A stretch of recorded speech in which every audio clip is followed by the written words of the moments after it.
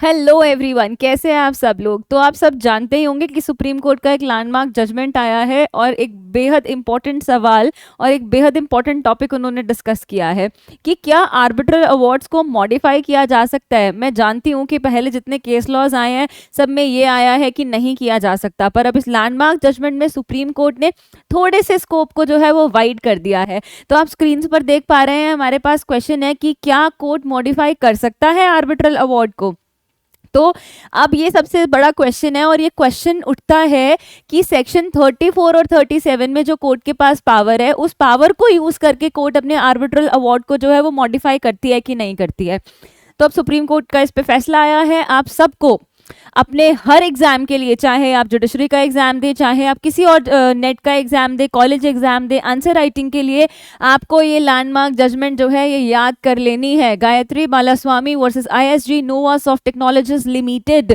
और ये इसमें कहते हैं कि बिल्कुल जो है आर्बिट्रल अवार्ड को मॉडिफाई किया जा सकता है, पर मैं आपको एक चीज़ बता देती हूँ कि ये पावर जो है ये लिमिटेड पावर है। ठीक है, चलिए आगे बढ़ते हैं। आपको पता होना चाहिए कि कॉन्स्टिट्यूशन बेंच का जो ये आया है डिसीजन, उन्होंने कहा है कि बिल्कुल मॉडिफाई किया जा सकता है।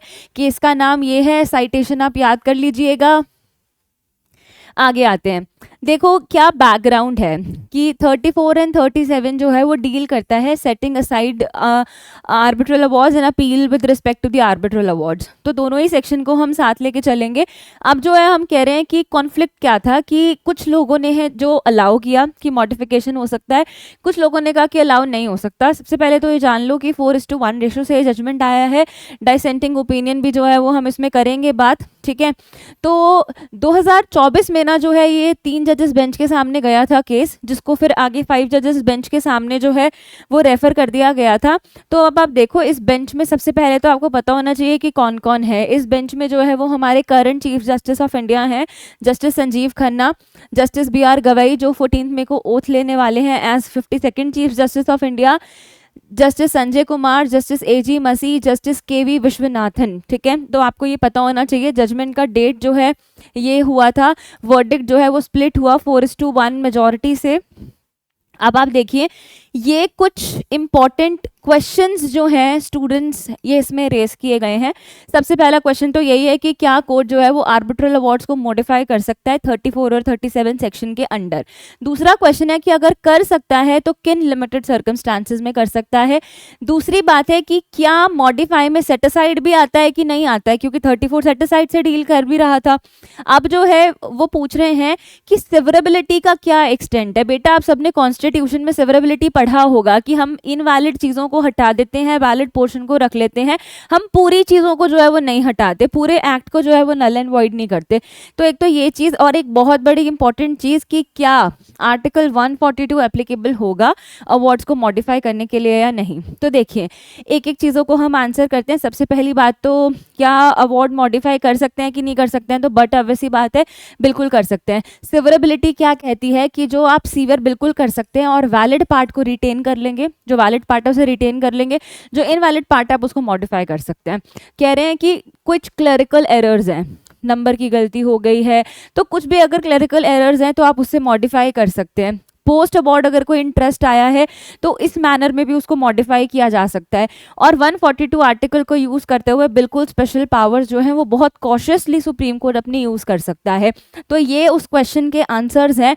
तो आपको क्या पता चला कि सुप्रीम कोर्ट जो है उसने कहा कोर्ट अपनी पावर्स को यूज़ करते समय आर्बिट्रल अवार्ड को मॉडिफाई कर सकता है, वैलिड पार्ट को रिटेन कर लेगा, इनवैलिड पार्ट को जो है वो सीवर कर देगा, कोई फर्दर इंटरेस्ट है उसको रख सकता है। 142 की पावर सुप्रीम कोर्ट अपनी यूज़ कर सकता है। तो अब आप देख लीजिए कि पहले क्या होता था ना, जो डाइसेंटिंग व्यू है ये जस्टिस KV विश्वनाथन ने दिया है।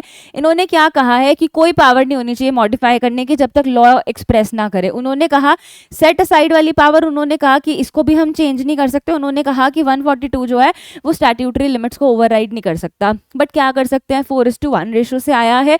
डाइसेंटिंग व्यू को हम कंसिडर करते हैं, पर जब 4 जजेस का व्यू जो है वो सेम है तो हमने उसको लिया है। तो अब जो है तुषार मेहता का जो है वो क्या कहना है, सॉलिसिटर जनरल का क्या कहना है, उन्होंने कहा कि 34 रिफ्लेक्ट करता है इस मॉडल के बारे में। उन्होंने कहा कि मैरिट्स रिव्यू अलाउ होने चाहिए, बाकी नहीं। उन्होंने कहा मॉडिफिकेशन ठीक है। उन्होंने कहा कि क्या कहते हैं, मॉडिफिकेशन पावर जो है वो लेजिस्लेशन से आती है, कोर्ट से नहीं आती है।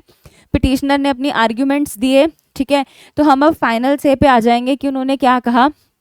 कुछ जो है मॉडिफिकेशन से रिगार्डिंग जो जजमेंट्स थे आप इन्हें ध्यान में रख सकते हैं, इससे पहले जो आए थे। तो अब अगर मैं एक बात करूं कि what are the landmarks, what are the takeaways of the judgments, तो आपको बस अपने एग्जाम पॉइंट ऑफ व्यू से जजमेंट का नाम याद रखना है, जिसका नाम है बालास्वामी केस और versus ISG Novasoft technologies limited. और आपको जो है याद रखना है कि उन्होंने कहा, मेजॉरिटी ने क्या कहा, हमें डाइसेंटिंग बेटा बिल्कुल नहीं देखना है। मेजॉरिटी ने क्या कहा कि लिमिटेड मॉडिफिकेशंस जो हैं वो अलाउड हैं, कब कब क्लरिकल हो, पोस्ट अवार्ड इंटरेस्ट हो या इस तरह से, ठीक है। अब उन्होंने ये चीज़ कही, तो फाइनल वर्डिक्ट जो है वो कहीं ना कहीं बैलेंस कर रही है, ठीक है। और पर हाँ ये है कि अभी हमें इस पर और क्लैरिटी की जो है वो ज़रूरत है। तो अब हम ये बात कह रहे हैं कि what are the implications. Arbitration friendly है तो हम कह सकते हैं कि पार्शली है, ठीक है। तो अब हम ये भी कह रहे हैं कि हमें बहुत ज़्यादा क्लैरिटी से पार्लियामेंट पे चाहिए कि देखिए पार्लियामेंट इस पे जो है वो क्या कहता है। कोर्ट ने तो अपना डिसीजन दे ही दिया है। तो बस अब आपको ये चीज़ का जो है वो आइडिया रखना है कि केस का नाम ये है, ठीक है। साइटेशन ये है, स्पेशल लीव पिटीशन ये लगी थी और कॉन्स्टिट्यूशनल बेंच था। सबसे पहली बात तो आप इस बात का ध्यान रखेंगे, 4:1 रेशो से ये जजमेंट आई है और मॉडिफिकेशन परमिटेड है। इधर मैं लिख देती हूँ, not in all cases, in certain circumstances. और इस पीपीटी की इनिशियली में ही दिया गया है कि किस केसेस में जो है वो होंगे। अंडरस्टैंड। आई होप आपको वीडियो पसंद आया है।